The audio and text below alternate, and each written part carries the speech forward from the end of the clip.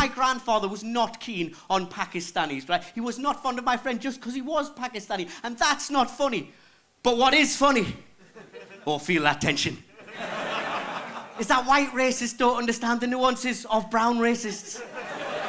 And I remember being 6 years old, walking hand in hand with my granddad down the high street where I lived. And as we passed McDonald's, there was a chav stood there. And as we passed McDonald's, this chav hocked up some phlegm, spat it out my feet and said, I hate Pakis.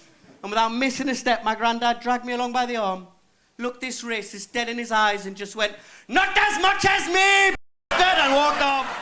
I think it's good to take your kids shopping. They need to learn about food. I always make sure my kids understand for having animals for dinner. So if it's beef, it goes on the fork. Moo! Chicken. Sausages. I'm Pepper! The other day, we had a Chinese takeaway. She went, Daddy, woof! So she is getting it. But I like, seeing how other people live as well, guys. Like, I have a group of friends. I went to their house, and they're proper posh, right? They're so posh, they're like horse people.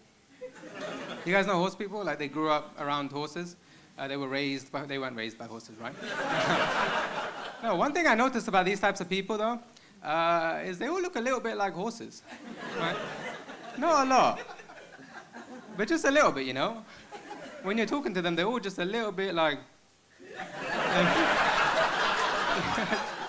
like you'll be talking about something normal. You're like, it's great weather, and they're like, yeah.